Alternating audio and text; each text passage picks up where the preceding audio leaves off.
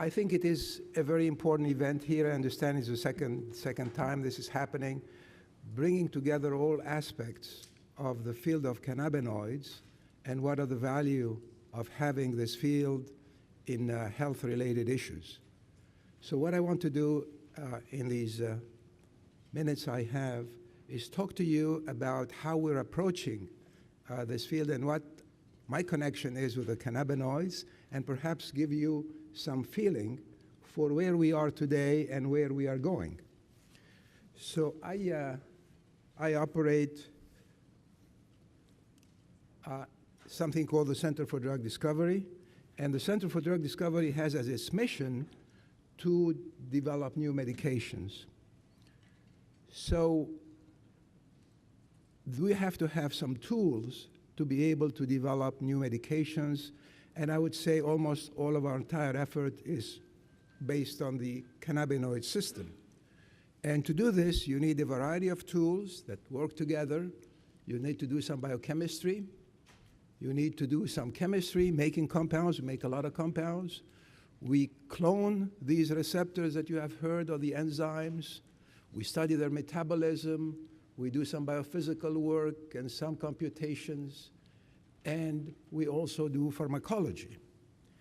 So this can be used, this approach and the tools can be used to develop new medications. However, they can also be used to study cannabis, because using the same approaches, we can study the different ingredients of cannabis, find out what each of these ingredients does, which is really the wave of the future, how we're going to find out more about these. Is it just THC, or is it THC and CBD and cannabigerol and other things? So we have all the tools to do that. Very quickly, and you heard about this, there's an old history here starting from China, and then it came here to the West, and you see way back in England, and then my good friend Raphael Mechoulam, who discovered and made delta-9 tetrahydrocannabinol in 1964. So subsequently, I want to point out an important ingredient of cannabis, and that is a trichome, and you'll hear more about it here. But the trichome is a little engine here. It's a little engine. Oops. There we go. And it manufactures all these ingredients. You know, THC, CBD, the terpenes. You've heard a lot about the terpenes. They're all made here. I'll give you a quick glimpse of how these are manufactured. And for those who are not really chemists or chemically oriented, excuse me, but just follow how these things mix together, because they all come from the same ingredients. You mix them differently, you get a different array of things. That's why you have cannabis with different proportions of constituents, etc., but the building blocks are all the same. And you can see how these bioactive molecules can work in many different conditions. You've heard some of them from Dr. Mechoulam. And then let me identify the prince of all this situation, delta-9 tetrahydrocannabinol, THC, which was the beginning of the story. Prior to that, we didn't know very much about what's going on there. But then a team, during the late 80s, we found out about these cannabinoid receptors, and now then we had some idea how these things operate in the brain, in the body itself. And of course, you all know what happens if you smoke cannabis. You get an effect in the eye and the heart, all of these details here. Dryness of the mouth, and of course the heartbeat, very quick heartbeat. And let me spend just a couple of minutes on how these ingredients are manufactured. You see they all start from chemic acid here, mixed together. They need the sunlight. They're coming in here, and this is one of the big building blocks, the cannabigerol carboxylic acid. And you see the details here, how they keep building. We start from that, and they can go all the way to cannabidiol, or they can go to THC carboxylic acid.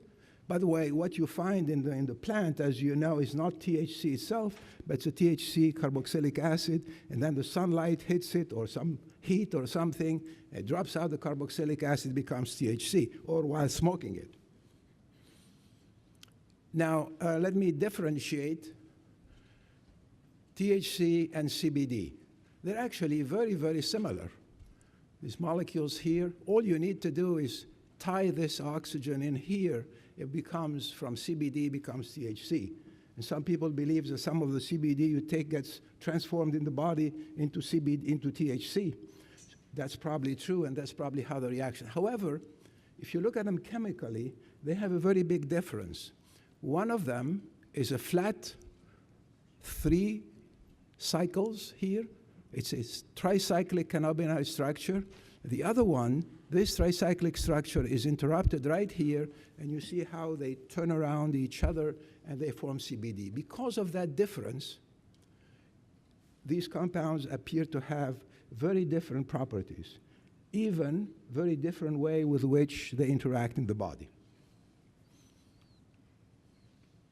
Now, additionally, and you may have heard that, so THC has this tail, 5 carbons, very characteristic. It turns out that the tail is very important, because if you play around with the tail, and we did a lot of playing with these things, made all sorts of things and so on, the tail is very critical. You make it into a 7-carbon tail, all of a sudden becomes much more potent. However, the plant also has some ingredients that have only 3 carbons in the tail, and they're called cannabivarin. This is cannabivarin diol. This is cannabivarin itself, the carboxylic acid, very much so. So the difference is right here. This has 5 carbons, the THC. This is 3 carbons, is the cannabivarin. Why is it important? It looks like this also plays some role. There's some intriguing things happening, and they've been using it with combinations. We don't know exactly where it's going to go. Now, the major metabolic pathway, as you see here, oops, you have THC, and then it gets metabolized here. That's very potent. When you put 1 oxygen here, very potent, 11-hydroxy-THC. But then when you put 1 more oxygen, it becomes a carboxylic acid, and that is not active. In fact, when you do forensic medicine, et cetera, you measure the amount of delta-9 THC carboxylic acid. Now, you heard that from Dr. Meshulam, way back from Israel, talking to us here, and tell you how we found out why this THC does its job. It's because it has some targets, some switches, and these switches are what produce the different effects of THC. I'd like to talk to you about these switches. They are really 2 receptors. We call them GPCRs, or G protein-coupled receptors. And if you look at them schematically, if you look at they have these 7 helices, and then they have these 3 loops here, 3 loops here, 1 tail on the top, 1 tail at the bottom. And it turns out that also another friend of it was discovered about 3 years later, and that's a CB2. And what we know today, that there are only 2 cannabinoid receptors, the CB1 and the CB2, but they do talk to each other very well. They combine to produce effects. They work either synergistically or in different directions. So we have been very interested in these things, and we've been working with these for a while. We actually make them, we clone them, and make things with them. And also, you see they're distributed differently. You see here the CB1 is distributed in all of these places, including liver. Very important, actually. Surprise, liver, and also the fat cells. That's why CB1 has a lot of control on the heat that's produced in the body, but also the fat content of the body. The CB2s are more in places like the spleen, and also in anything that has to do with inflammation. And this is a very complex picture, but you see basically what we have here, you heard about something called the synapse. This is the nerve, and the two receptors are sitting on the upper part of the synapse, which is called the presynaptic junction here. So they are the two players. So if you want to tweak them, and that's what THC does, it tweaks both of them. It works on both of them. A lot of the ingredients of cannabis tweaks both of these. And then we have these enzymes. There's one that breaks one set of these endocannabinoids, the other breaks the other set. So for a chemist, got a lot of different switches can play with. Also, when we take these cannabis, they affect all of these switches. They affect the production of these. So if you want to really learn about it in some detail, you need to go after all of these switches to understand how they work and to make compounds that turn these switches on and off. Agonists, antagonists. Now, here is a little thing here. You saw the links here. And now here is the receptor. And we did some work early on to see how this receptor is turned on. You see right here, this molecule here is produced in the membrane. It's right there. And guess what? This is an anandamide. You've heard about it. And the way it turns it on, see this tail here? This is helix 6. It tinkers that tail, and as a result of this, the receptor is turned on. Receptor is turned on, what does it mean? It means your mouth is dry, your eyes are shut. It's an agonist. Now, you also notice this is what we call a phytocannabinoid, right here, THC. And from these guys here, which are the endocannabinoids, there are two families. Actually, there are two of them, anandamide and 2-arachidonoglycerol, and they are the sort of the princes of the endogenous area. Are they the only ones? Well, let's see. So you see, these are actually molecules, and they're not very potent. You know, you'd think, for example, this molecule is less potent than THC, but then you can make a molecule, and we have, that is 100 times more potent. Very, very potent. So by tweaking molecules, by playing chemical games, you can produce molecules that can modulate a lot of the functions of cannabis itself, but also the endogenous compounds. And as a matter of fact, because we're used to saying anandamide and 2-AG, the story is longer. There's a whole family of those. And they all get, but these sort of made the good news, 2-AG and anandamide. So we decided to make all of them and also tag them. So when we come to measure the ingredients, we have them exactly right. We put them in, we put deuterium on them, etc. And you see we made all this family very useful. Now, you mentioned about these endocannabinoids. They are made up from enzymes inside the body, and these enzymes are all present in the membrane. And they work together, and sure enough, at the end of the day, they make what we know, which is anandamide, right here, or 2-AG right here. And these, you can't have them just floating around forever. They have to be destroyed after they do their job. And there are enzymes here that do that. There's an enzyme that breaks down all these esters, and an enzyme that breaks down these amides. They're called FA, fatty acid amide hydrolase. They're called monoacyl glycerol lipase and some other enzymes, and we work with all of these. Actually, it's a very intriguing enzyme. Don't have time to talk about it today, but it does a lot with inflammation. Now, okay, so we have now the tools. What do we do with the tools? We've been spending a lot of time making molecules, also studying the switches. What do they look like? We do a lot of biophysical work, that sort of thing. Why do we do that?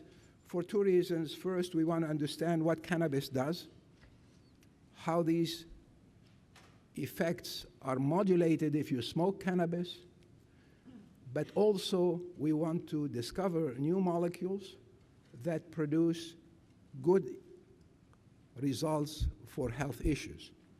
So it's a two-hand operation. On one hand, we want to accrue all the benefits that you can get from cannabis, but hand in hand with that, we also produce new molecules that make health-related issues. And we use this model, how to make these.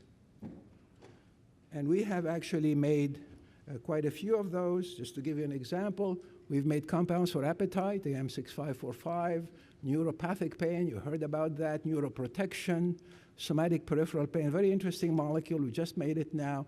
And also, you heard that how these fight addiction. So we have now the tools. We have been working a lot of these, made a lot of compounds. Some of them you may recognize them under the AM number, AM251, AM whatever it is. My name, Makriyannis, Greek name. Okay. So now, how do we make these? We need to have some template. And we started doing this with a nice discovery which we made just very recently. And what we did is we took one of these receptors, the CB1 receptor, and made it into a crystal. First time made, very tricky business. Been working a long time with my colleague, Ray Stevens, who also is a crystallographer. I want to show you what they look like. Here we go. This is a molecule we made right here. It's AM6538, turns out to be a CB1 antagonist. We know exactly now how it fits right here. And that's important to us because we could use this as a template to come in and synthesize. Before we synthesize, just don't go in the lab and just make anything. We need to know what we're going to make and how we're going to make it. This gives us a template then, and this is the CB1 cannabinoid receptor structure. Some more pictures here, more details right here. And then using this, we could use a computer and put these different molecules in to see how they fit in that hole there. And then we come to the end of my talk. I tried to give you a sense how you could take cannabis and the new medications that are synthetic medications, good medications, both of them very valid. We work on both sides. Thank you.